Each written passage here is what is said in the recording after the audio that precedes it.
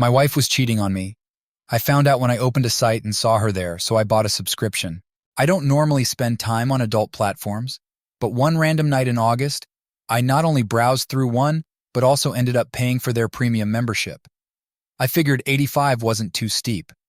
I was watching a live stream featuring an enticing woman, and even though I'd seen more impressive shows, something about this one struck a chord. They called her Fiery Homemaker Cindy, but I knew her real name was Sarah. Yes, Sarah was my spouse. After their intimate session, her partner, with a smug look, said, "Well, sweetheart, that was something. I bet your partner can't make you feel this way, can he?"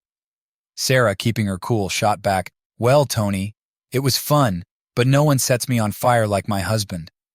I've been with a few men, but none of them make me as happy as he does. You're good, but he's incredible, so keep trying." She gave him a sly smile. Puzzled, Tony asked, "If he's so great, why are you here cheating on him?" Sarah's smile didn't waver as she replied, "I didn't plan this, but I enjoy the thrill. I'm glad you're part of it. Plus, I can get away with it, and hell never find out. I love my husband with all my heart. It makes me appreciate him even more. That 85 was worth every penny because I found out what my wife was up to without needing to hire private detectives." You might be curious how I ended up on that site in the first place. It's a fair question, and the truth is, it was just a strange stroke of luck.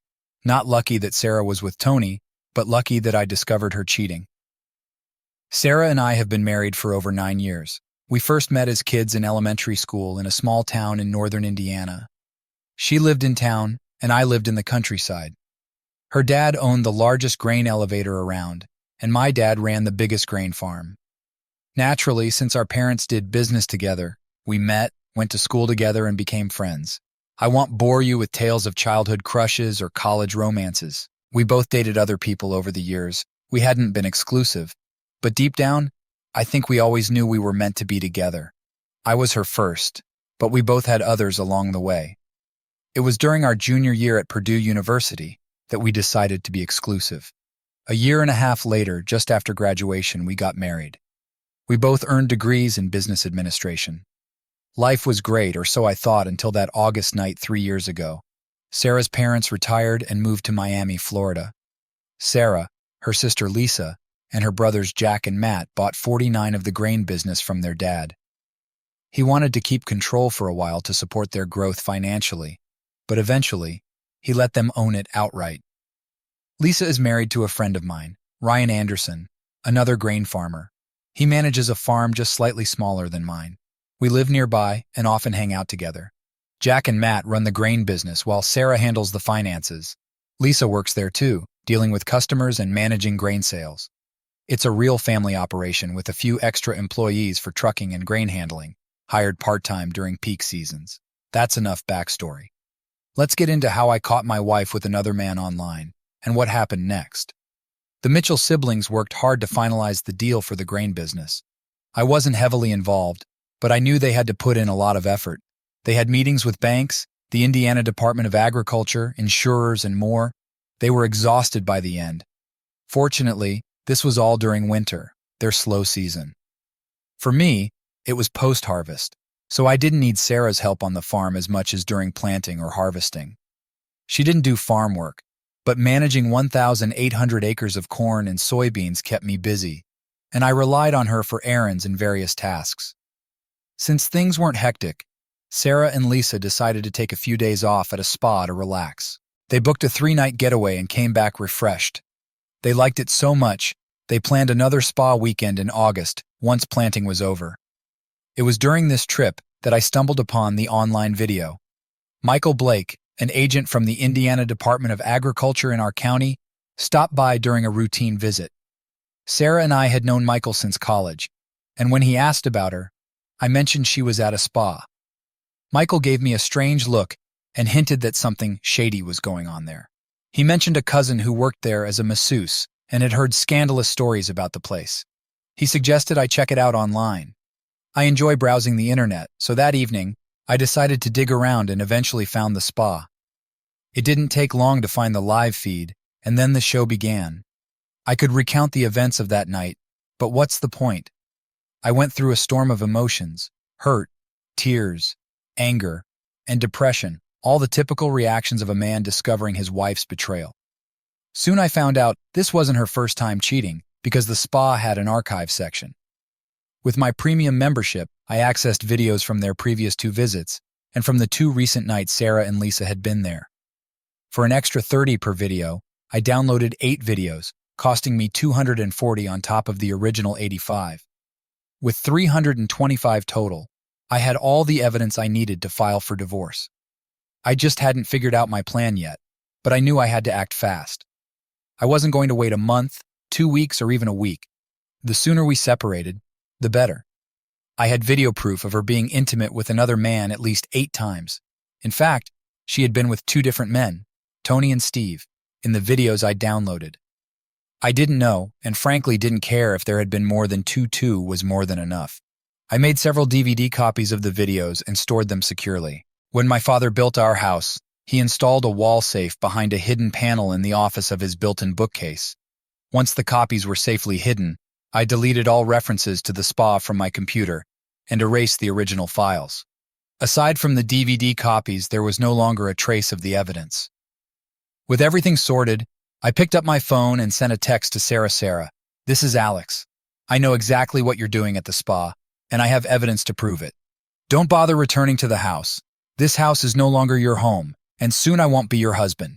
We're done. My lawyer will contact you in the next few days. Arrangements can be made for you to collect your belongings at that time. It seems Sarah had her phone off and didn't get my message until the next morning, as I didn't hear from her that night. But early the following day, my phone started ringing. Seeing Sarah's name on the caller ID, I chose not to answer. She left a voicemail. Alex, what on earth are you talking about? I have no idea what's going on. Lisa and I are packing up now and we'll be home in a couple of hours. I don't understand what you think I did, but you're mistaken. I'll talk to you when I get there and we can sort this out. I love you, Alex. Shortly after, my phone rang again. Ignoring it, I let it go to voicemail. It was essentially the same message, almost word for word. I wondered if she had rehearsed what to say when I didn't pick up. Then came another text, repeating nearly the same lines from her calls. Since I didn't need to have an actual conversation with her, I replied briefly via text. I wonder if Tony would have any idea about what in the world you're talking about, honey. Why don't you have him call me and I'll ask him? As for coming back to the house, I meant it. Don't. It's over, Sarah. I didn't get more texts, but later that afternoon she called again, leaving a message. Alex, we need to talk. I'm staying with Lisa until we can have a conversation and resolve this terrible misunderstanding. Please call me.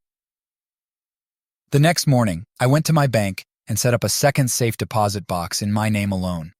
I placed 1 copy of the DVDs in that box, along with the original prenuptial agreement. I also made an extra copy of the prenuptial agreement. I had a meeting with my lawyer scheduled for 1100 a.m., and while I was confident he already had a copy, I didn't want to leave anything to chance. When I arrived at my lawyer's office, I was surprised to see Sarah already there. She looked disheveled, her eyes red from crying and her hair a mess. Alex, we need to discuss this, she said. I asked, how did you know I had an appointment here? She replied, Julian called me when you set up the meeting. Just then, Julian Monroe, my attorney, came out and invited both of us into his office. My anger simmered beneath the surface as I said, No, Julian, we won't be going into your office together. Your call to Sarah has shattered my trust. I need a clear answer now. Will you represent me and only me? Lawyers are supposed to be smart, but it seemed Julian missed out on his fair share of brains. He said, No, Alex, if this continues, I will be representing Sarah. He considered the grain business a better client than my farming business, probably due to his representation of the Mitchell family members. I had my own thoughts on this, believing he'd eventually see the mistake in his judgment. Fine, Julian. Ensure all my original documents and any available copies of contracts and paperwork are ready by 4 p.m. today. I will either pick them up myself or arrange for a courier. Understand that I've appreciated your past work, but you're making a significant error here. I'll be seeking legal services elsewhere, and my new attorney will contact you soon. Sarah remained silent during this exchange, but then pleaded, Alex, why won't you talk to me now to clear this up? I replied, Because, Sarah, it's evident Julian values you more as a client than me. I won't engage without legal representation, and I don't trust him. Julian interjected, Alex, you know I've always been straightforward with you. You have nothing to fear. In my mind, I thought, "Oh, Julian, I have plenty to fear. You can't serve two masters, and it's clear who you've chosen. Goodbye. My attorney will be in touch," I declared, and walked out, hearing Sarah start to cry again. Darn it. Now I had to find a new attorney. I knew Samuel Watson was a highly skilled attorney with a fierce competitive streak against Julian Monroe, so I figured he might be a good option. However, I didn't want to rush into anything without doing my homework. Lawyers, like accountants, bankers, and insurance agents, are professionals you have to choose carefully, especially since they handle confidential information. Knowing a few people who had used Samuel's services, I called his law office and asked for a list of references. The secretary, who introduced herself as Angela, was happy to email it to me. On the list, I saw the names of 4 friends. I decided to visit 3 of them to get their take on Samuel's work. It didn't take long. All 3 gave glowing recommendations. Confident in Samuel's abilities, I skipped the 4th friend, Ryan, because he was married to Lisa, Sarah's sister, and I didn't want to involve him. I called Samuel's office again, introduced myself, and asked for an appointment after 3:30 p.m. The receptionist said he was booked until 4:30, but would check if he could squeeze me in. When she got back on the line, she confirmed he could see me at 4:30 for a brief meeting. I agreed and mentioned I'd arrive a bit early. She replied, "Great, Mr. Davis. See you then." At 4 p.m., I stopped by Julian's office to collect my paperwork, but they were still copying it. It was clear they were stalling, probably hoping I'd reconsider. Frustrated, I demanded they finish within 15 minutes or my new attorney would contact them. They asked who it was, and I said they'd find out soon enough. Suddenly, the office was bustling, and 20 minutes later, I had all my documents. I arrived at Samuel's office on time and met with him. He agreed to be my personal and business attorney. I asked if I could leave my paperwork with him for safekeeping, and he agreed, storing it in his vault. We scheduled a meeting for the next morning to review everything and plan my divorce. When I left the office, Angela smiled and asked if she was causing any delays in my evening plans. I laughed and said, "Not at all, Angela. Everything's on track." She replied, "Glad to hear it, Alex." The next morning, we reviewed my business paperwork. I can't discuss specifics due to attorney-client privilege, but Samuel said everything looked in order. We paused for lunch, and Samuel and Angela invited me to join them at a local diner. I agreed, needing to stop by the bank afterward. Lunch was pleasant, and I learned more about them. They'd been married for 12 years and had 2 young daughters. They showed me pictures of their charming girls who clearly took after their mom with their beautiful smiles. The lunch was good for me, helping ease into the new attorney-client relationship. However, it also reminded me of what I'd lost. Samuel and Angela's dynamic was a painful reminder of how things had been with Sarah. I felt sad and teared up a couple of times. Samuel didn't seem to notice, but Angela did, and I saw concern on her face. After lunch, I went to the bank to secure my assets and got a $6,000 check made out to Samuel Watson Law Offices as a retainer. Samuel hadn't asked for it yet, but I thought it was a good gesture. Returning to the office, I was ready to continue. Angela informed me Samuel was on a call and led me to a small conference room. She asked if I wanted coffee, and I declined. She sat beside me and said, "Alex, Samuel didn't share specifics, but I can sense this is about your wife. If it's okay with you, I'd like to join your meeting. Sometimes a woman's perspective can help." On the brink of breaking down again, I nodded. It felt comforting to have Angela's empathy. I recounted the painful story of discovering Sarah's infidelity. I broke down a few times, and Angela offered her support and sympathy. After regaining control of my emotions, I laid out my intentions clearly. Unless something changed my mind, I planned to file for divorce and enforce the terms of our prenuptial agreement.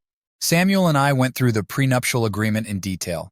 Essentially, it stated that I retain 100% ownership of all farm assets, real estate, and personal property, while Sarah retains 100% ownership of the grain business assets.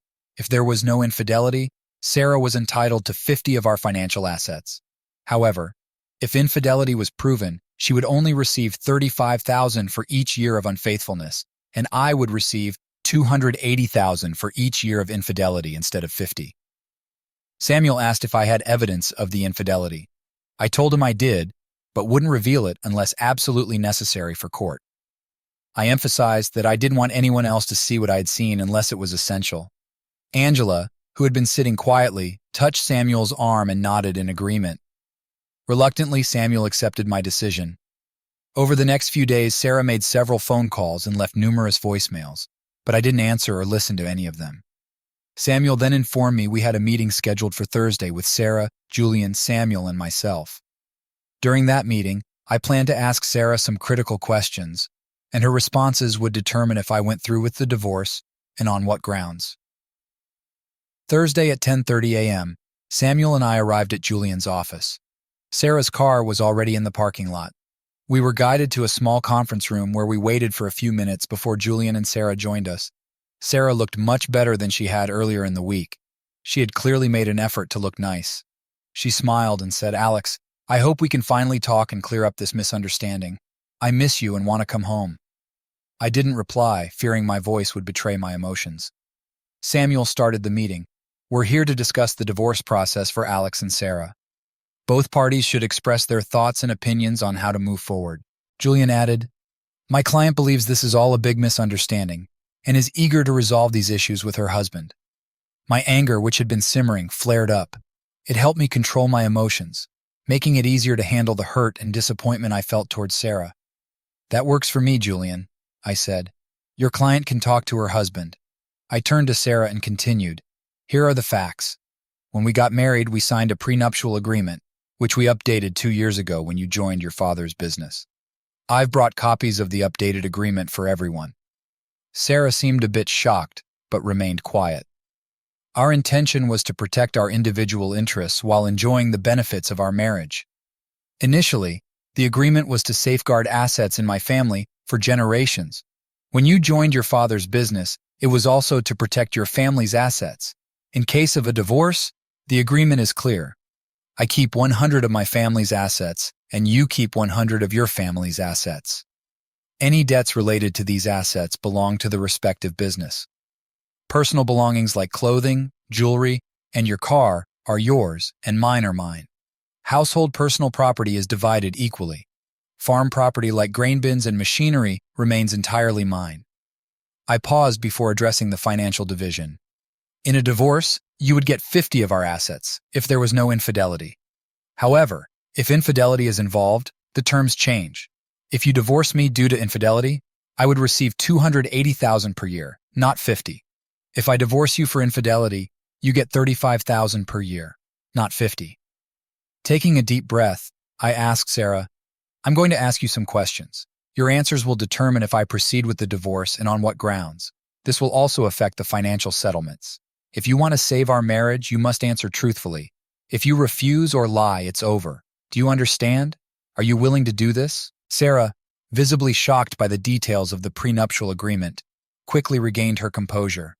"Yes, Alex, I will answer your questions honestly. I love you and want our marriage to survive. I'll do whatever it takes to make this right and come back home. Sarah, I'd like to record these questions. Is that okay with you?" She hesitated briefly and turned to Julian, who had been mostly silent until now. Julian, being the typical lawyer, said, "Sarah, I would advise against it, but you should do what you think is best for you." My lawyer Samuel added, "I agree with Julian. I wouldn't recommend recording this, but it's Alex you need to convince, not us. Do what you feel is right."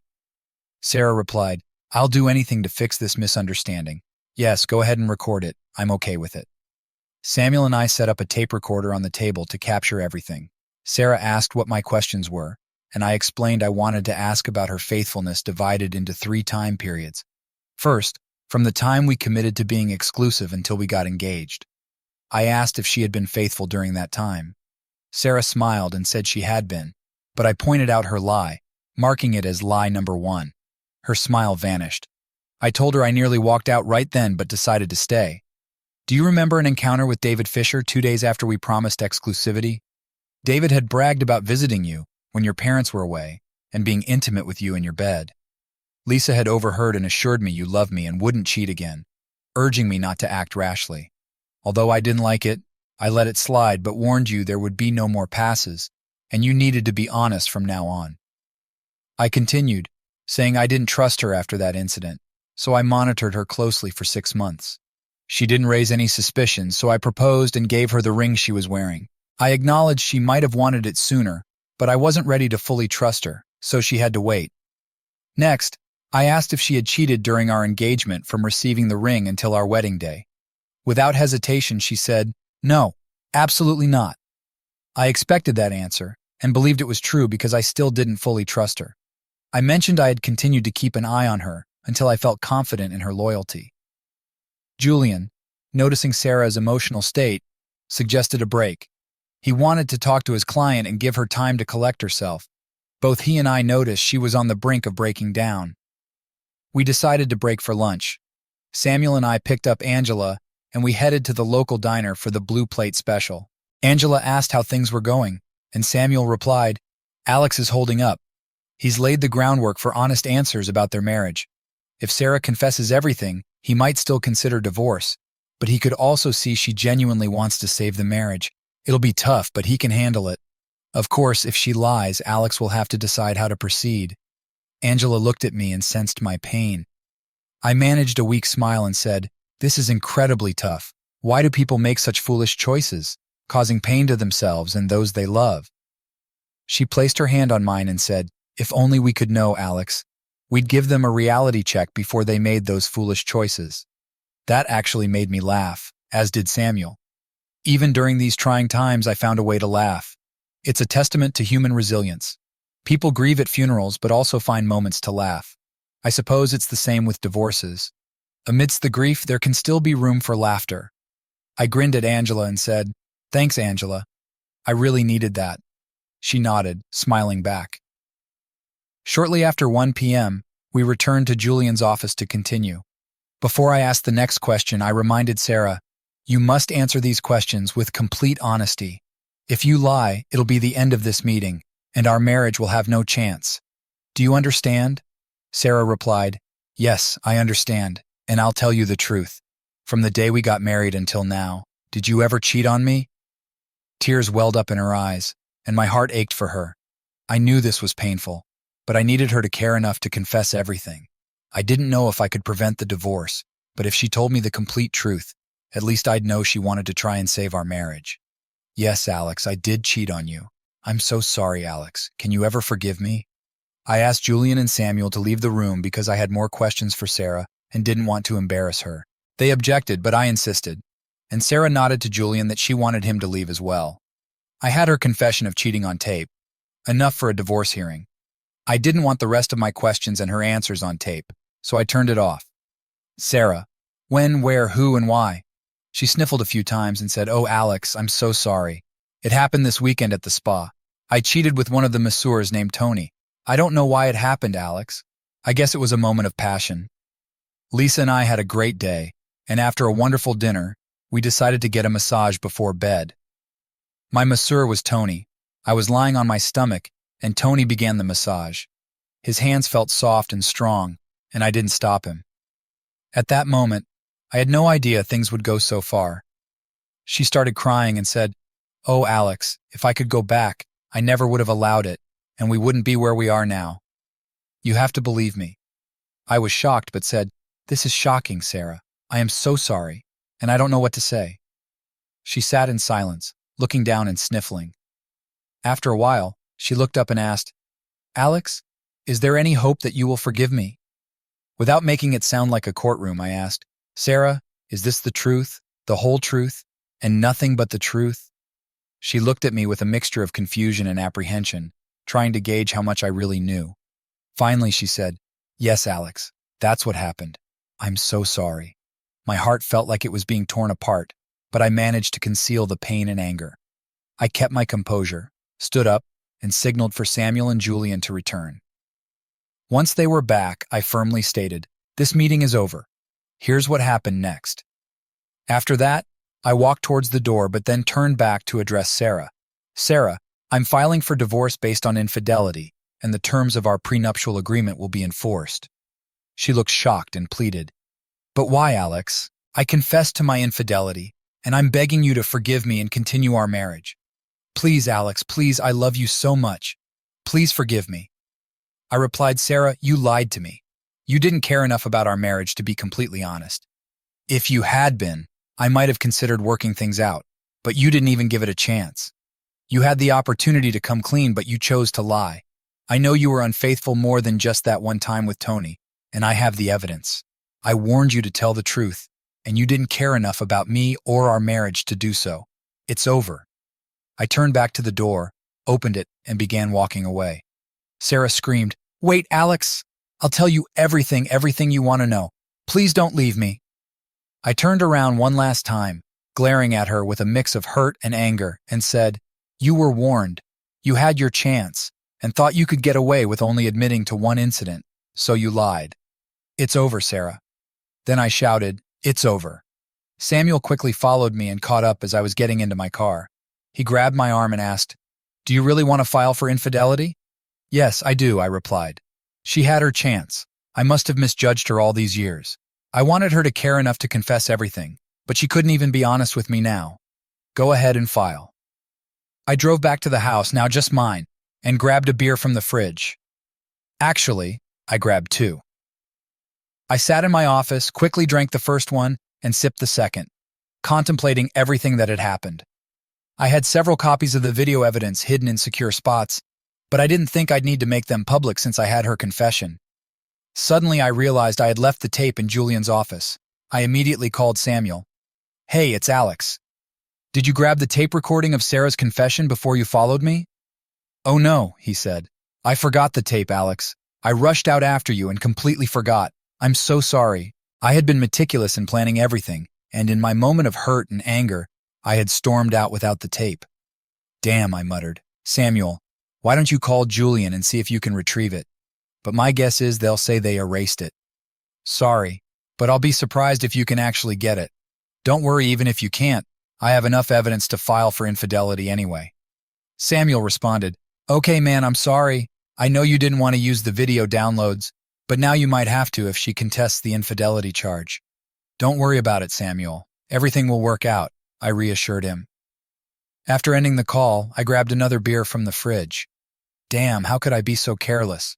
I wasn't drunk, just numb, as I watched the evening news. Before heading to bed, I thought I heard a vehicle pull into the yard, so I slowly rose from my chair and went to the back door. Stepping onto the porch, I saw a dark shape just before the lights went out. Something struck me on the back of the head, and then all I saw was blinding light before drifting into total darkness. I woke to the sound of beeping and opened my eyes to look around as best I could without moving. I had learned my lesson from the first time. I saw a nurse sitting beside me. I tried to turn but couldn't move. "Hi, Alex. I'm Emily, your nurse. Please don't try to move, okay? Everything will be fine, and I'll explain everything, but please stay still. Do you understand?" I felt something in my throat but managed to nod slightly. "Alex, I need to tell the doctor you've regained consciousness, and we'll be right back." I nodded again. It became clear I must have been injured and was in the hospital, though I couldn't remember how it happened. I assumed someone would eventually fill me in, so I lay there with my eyes closed until I sensed their presence again. "Mr. Davis or Alex," said Dr. Johnson. "I am Dr. Johnson. You sustained multiple injuries from a beating during a home robbery. Now that you've regained consciousness, I'm confident you'll recover, but we had to restrain you to prevent further injury from sudden movements. I'm sure you felt the intense pain when you tried to move, correct?" I managed a slight smile and nodded. "Yes. We should have been more proactive with the restraints to spare you that pain. I apologize." "Well, remove the restraints now, Nurse Miller. But Mr. Davis, please refrain from any sudden movements. All right?" I nodded and gestured toward the tube in my throat. "Yes, we can also remove the ventilator. Nurse Miller will handle it." They removed the restraints in the tube, causing excruciating pain in my throat. I couldn't speak initially, but after some time, I was given a sip of water and could speak, though my voice was raspy and painful. I whispered, "Could someone please tell me what happened?" Dr. Johnson explained, "Alex, it's 7 a.m. You've just regained consciousness and been taken off the ventilator. Your throat will be sore for a while, so for now, just rest. Nurse Miller will stay with you, and once you've had some time to recover, we'll contact the police so they can talk to you. They can provide all the details of what happened." Dr. Johnson explained medically, "You have a few injuries. The EMTs arrived in time to revive you, and we were able to reinflate your lung. To put it plainly, you've been assaulted. We'll monitor you closely for a few more days, and then you should be ready to go home." I spent the rest of the day resting with Nurse Miller Emily by my side. By late afternoon, I managed to sit up with significant assistance and use the restroom. Emily and I had a chance to chat, and I learned she was a schoolmate from a few years behind me. She was known as Emily Thomas back then, but had married Tom Miller and had a 3-year-old daughter named Emma. Similar to Sarah, Tom had been unfaithful, leading to their divorce. I shared what had been happening with Sarah, and naturally, she was very understanding. The following morning, 2 police detectives, David Brown and Mark Lee, arrived early to visit me. Before they started questioning, I asked them to explain what had happened. Detective Brown began, "It appears this was a robbery that led to an attack on you. We found a 2X4 on the porch with traces of your hair and blood on it. There were no fingerprints, so we assumed the attacker wore gloves. There were no signs of forced entry because you came out onto the porch and the door was already open." He continued, "Inside the house, several pictures were taken off the walls. A strong box in your desk drawer was emptied, and all the filing cabinets were rifled through. In the bedrooms, the drawers and closets were searched, and the jewelry box in the master bedroom was emptied. While it's clear there was a robbery, we're not sure what exactly was taken." Detective Lee added, "Once you're able to return home, you'll need to assess what's missing. The doctor says it might be another 3 or 4 days before you can go home. At that point, we'll go through everything with you to update our reports." Detective Brown then asked, "What do you recall about the attack?" "Not much," I replied. "I'd had a couple of beers and was watching the evening news when I heard a vehicle pull into the yard. I got up to see what was happening, stepped onto the porch, and saw a shadowy figure just before the lights went out. I don't remember anything else until yesterday. I'm afraid I won't be much help in finding who did this." Detective Brown continued, "We need to ask a few more questions to aid our investigation." He inquired about my wife's whereabouts during the incident. I explained that my wife and I were separated and going through a divorce, so I didn't know where she was. He then asked if he could call me Alex, to which I agreed. He asked about the progress of our divorce and if there was significant conflict. I told him it wasn't going well as she was challenging the grounds for divorce. When he asked about the grounds, I said I was filing for infidelity, which would significantly lower her settlement, and she was disputing it. The detective commented that this gave her a motive. "Detective, I just can't believe she'd do anything to harm me," I said. He reassured me they would look into it closely. He asked if there were any other individuals who might want to harm me, or if I had disputes with neighbors, friends, family, or anyone else. I couldn't think of anyone. The detective then mentioned the need to inventory what was missing once I was able, and asked if there was any cash in the house, possibly in the strongbox, and if so, how much. He also asked if there were any valuable items like jewelry or artwork worth thousands of dollars. I told them, yes, there was some cash in the strongbox, about $7,000. I usually keep around $150 in cash on hand, but I had recently withdrawn some, so it was closer to $7,000. There were a few nice pieces of jewelry, but none valued over $1,000. I can't think of anything else of significant value at the moment. I decided not to mention the hidden safe behind the bookcase, as the detective hadn't brought it up, and I wanted to keep it a secret if possible. Detective Brown said, "Well, Alex, that's all for today. If you remember anything else, please call me. When you're ready to return home, let us know so we can do the inventory. If we have more questions, well, visit you here or at home." Over the next 4 days, I gradually improved. I took plenty of naps and chatted with Emily. I had several visitors, including Ryan, Lisa, Samuel, and Angela. Sarah didn't come to see me, and apart from Lisa, none of her family visited either. Given the circumstances, it was understandable, but I would have welcomed the company. Julian, Sarah's attorney, also came to see me. We had been friends for years before the divorce began, and I appreciated his visit. Everyone expressed sympathy for my injury and wished me a speedy recovery. Both Lisa and Angela kissed me on the cheek before leaving, and I saw tears in their eyes. I had a rough time during those 4 days. Even though I slept, I had unsettling dreams. Sometimes I'd wake up feeling panicked, with my heart racing and tears in my eyes. A few times, I woke up disoriented, not knowing where I was, but Emily was always there to comfort me with her gentle words and touches. I'm pretty sure I even woke myself up with a scream once. Though the details of the nightmares escaped me later, I discovered that Emily stayed at the hospital with me, even when she was off duty, only leaving to freshen up and change her clothes each day. She said it was because of the troubles in my marriage, and she wanted to be there for me. I was truly grateful for her support. Dr. Johnson eventually came to inform me that I'd be discharged soon. Relieved, I quickly prepared to leave.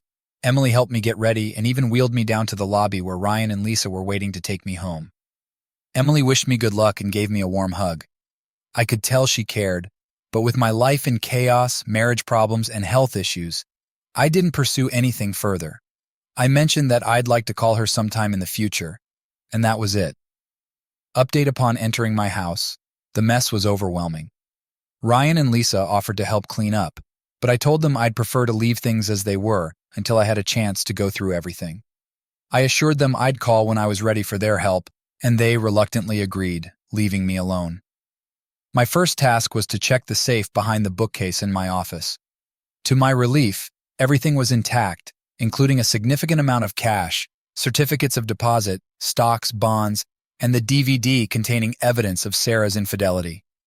Clearly, no one had discovered the safe. I inspected the rest of the office and noted that aside from the cash, my laptop and a few numbered prints of Wildlife by Larry Anderson, nothing seemed to be missing.